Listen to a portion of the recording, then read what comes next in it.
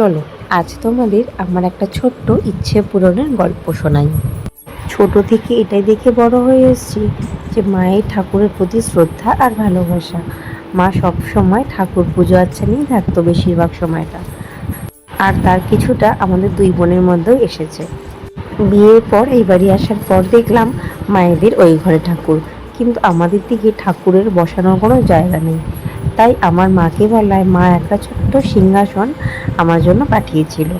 কিন্তু তারপরেও মনে একটা ইচ্ছা ছিল যে কখনো যদি সম্ভব হয় বা ঠাকুর যদি চান আমি একটা সিংহাসন বানাবো।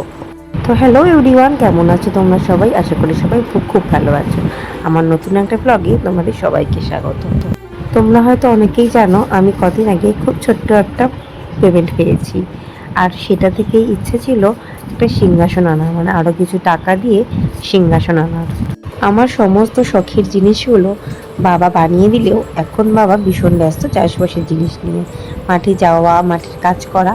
এই জন্য এই শখের জিনিসটার কথা বাবাকে আর বলা হয়নি। তাই মাকে ফোন করে বলাতে মা অর্ডার দিয়ে দিল শ্রীরামপুরের দোকানে, যেই দোকান থেকে আমার সমস্ত ফার্নিচার নিয়ে আসা হয়েছে।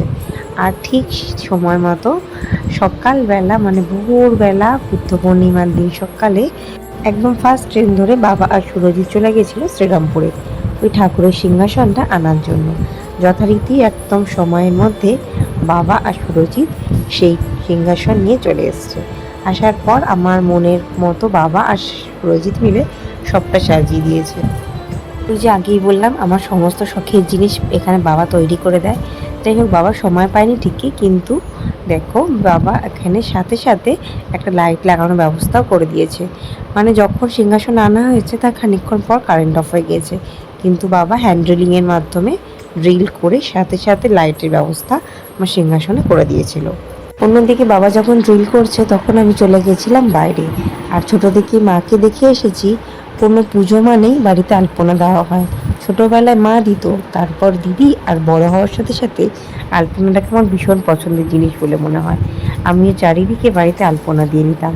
তো আজকেও অন্যথা নয়, বাড়ির চারিদিকেই আমি আলপনা দিয়ে নিয়েছিলাম। ওই দুঃখকে রেখে যতটা সম্ভব আমি আজকে ঠাকুরের সমস্ত পুজোর ব্যবস্থা নিজেই করব। নতুন সিংহাসন পাতবো বলে সুরজিৎকে বলি দুদিন আগে এখানটা একটু রং করিয়ে নিয়েছিলাম, যাতে দেখতেও ভালো লাগে। কিন্তু দেখতে তো ভালো লাগলো, কিন্তু আমার আলপনাটা অতটা স্পষ্ট হলো না, যেহেতু রং করার পর একটু অয়েলি হয়ে গেছে, আর অয়েলি জায়গায় আলপনা একদমই ভালো ওঠে না। যাই হোক, ওই তেল তেলা জায়গাতে যতটা সম্ভব আমি একটু আলপনা দিয়ে নিয়েছিলাম। আলপনা শুকিয়ে যাওয়ার পর ঠাকুরের জায়গাটা ভালো করে মুছে একটা নতুন তলে পেতে রেখেছিলাম, আর তার সামনেই পেতেছিলাম নেট দেওয়া একটা সুন্দর গোল আসন, যেটা আমাকে কদিন আগেই দিদি কিনে দিয়েছিল। নতুন সিংহাসন কিনবো বলে আমি কদিন আগেই দুটো ঠাকুরের ছবি কিনেছিলাম, একটা হলো লক্ষ্মীনারায়ণের আর একটা হলো রাধা গোবিন্দর, সাথে রয়েছে গৌরনিতাই। যাই হোক, ঠাকুরের আসন পেতে আমি সব ঠাকুরকে বসিয়ে দিলাম। তারপরে একে একে সব ফুল বার করে ফুলের মধ্যে আমি দিয়ে দিলাম চন্দন বাটা দিয়ে ঠাকুরকে আমি প্রথমে মালা পরিয়ে নিয়েছি। এবার আমি ঠাকুরকে ফুল দিয়ে সাজিয়ে নেব। পুজোর জন্য সুরজিৎ ফুল কিনে আনলেও আমার যেন বাড়ির ফুল দিয়ে সাজাতেই বেশি ভালো লাগে। আর আমাদের বাড়িতে অনেক রকমের ফুল গাছ আছে, আর সেগুলো থেকে এখন প্রচুর ফুল ফোটে। আর এই গরমকালে সবচেয়ে প্রিয় ফুল হলো বেল ফুল। বেল ফুলের গন্ধে আমার মন এমনিতেই ভরে যায়। যাই হোক, আমাদের ঠাকুরমশাই বলে গিয়েছিলেন মাকে যে 10টার সময় আসবেন, এই জন্য আমি খুব তাড়াতাড়ি করছিলাম। যেহেতু এই প্রথমেই বললাম নিজের হাতে সবটা করার ইচ্ছা, আর এই প্রথম নিজের হাতে কিছু করছি, ভীষণ নার্ভাস লাগছিলো, একটু ভয়ও লাগছিলো যদি ঠাকুরমশাই চলে আসে আমি কী করে রেডি করব। যাই হোক, অর্ধেকটা সাজিয়ে নিয়েছিলাম। তারপরে আমি 5 রকম ফল বানিয়ে নিলাম। ফল বানানো হয়ে গেছে, তারপর ওদিকে আমি একটা লক্ষ্মীর ঝাঁপি, যেটা আমার বিয়েতে সিঁদুর দান করা হয়েছিল, সেটা দিয়ে সেটাকে আমি ধান ভর্তি করে রেখে লক্ষ্মী মায়ের পাশে বসিয়ে দিয়েছিলাম। ফল তো আমার আগেই বানানো হয়ে গেছিলো, আর এখন সাজাচ্ছি আমিত্তি, যেটা বাবা লোকনাথের খুবই পছন্দের। আমি আমিত্তি আর দিকে সন্দেশ দিয়ে এই থালাটা সাজিয়ে দিয়েছি। যাকে আমার কাজ কিছুটা এগিয়ে গেল, ফল বানানো হয়ে গেছে, ওদিকে মিষ্টির থালাটাও আমি সাজিয়ে রেখেছি। আর আজকে আমি ঘট বসাবো, মানে ঘট স্থাপন করব। প্রতি বৃহস্পতিবার মাকে দেখতাম লক্ষ্মী মায়ের সামনে ঘট বসাতো, আর তার পরের বৃহস্পতিবার ওটাকে চেঞ্জ করে আবার বসাতো। তো এই জন্য আমি ঘরটাও রেডি করে নিয়েছি, ঠাকুরমশাই এলে আমি ওনাকে দিয়ে বসাবো। আর আজকে অনেক দিন বাদে আজকে পদ্ম ফুল ফুটেছে গাছে। এটা হয়তো মা লক্ষ্মীরই ইচ্ছে ছিল, আর আমি ঘটের মধ্যে পদ্ম ফুল দিয়ে আরও বেলপাতা ফুল দিয়ে সাজিয়ে রেখে দিয়েছি এক সাইডে, যে ঠাকুরমশাই এলে বসিয়ে দেবে। ওদিকে যতটা সম্ভব আমি নিজের মতো করে গুছিয়েছি। হয়তো বেশি কিছু করতে পারিনি, কিন্তু যতটুকু করেছি আমার মন থেকে আমি ভীষণ খুশি হয়েছিলাম।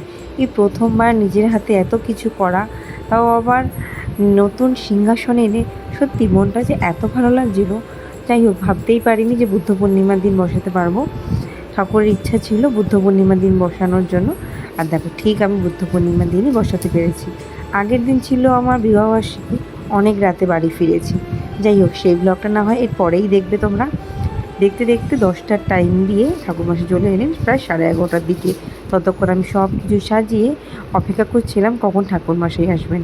ঠাকুরমশাই এসে ঘরটা খুব সুন্দর করে বসিয়ে দিলেন, আর এটাও বললেন আমি নাকি খুব সুন্দরভাবে ঠাকুরকে সাজিয়েছি। এখানে নাকি সবটা ঠাকুরমশাইয়ের জন্যই রেখে দেওয়া হয়, উনি আসার পর নিজের মতো করে সাজিয়ে নেয়। আমি এত সুন্দর সাজিয়েছি দেখে ঠাকুরমশাই ভীষণ খুশি হলেন আর ভীষণ প্রশংসাও করলেন।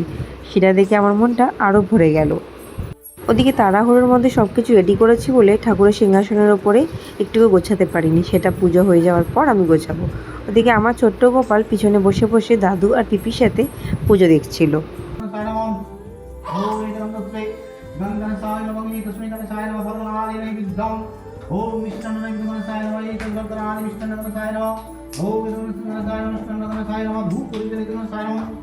ओम रक्तम भूलंगनं भगवते भट्टरावयं सिंह सूर्याय नमः सूर्यो समो जमकालो सन्धिं दुर्गलारा पवने। আর ওদিকে অনেক সকালে ডুকু উঠে গেছে বলে ও পিছনে বসে বসে অনেক কান্না করছিল। যাই হোক, আমি বসে গেছিলাম পুজোয়, আর মা যেহেতু নিচে বসতে একটু অসুবিধা হয়, মা দাঁড়িয়ে আছে পুজো দেখছে। আর ঠাম্মির আর সাথে দাদুর সাথে ও দাঁড়িয়ে আছে, বসে আছে, ঘোরাঘুরি করছে। যেহেতু অনেক সকালে উঠেছে, ওর ঘুম পেয়ে গেছে। পুজো হয়ে গেলে ওকে আমি ঘুম পাড়িয়ে দেবো।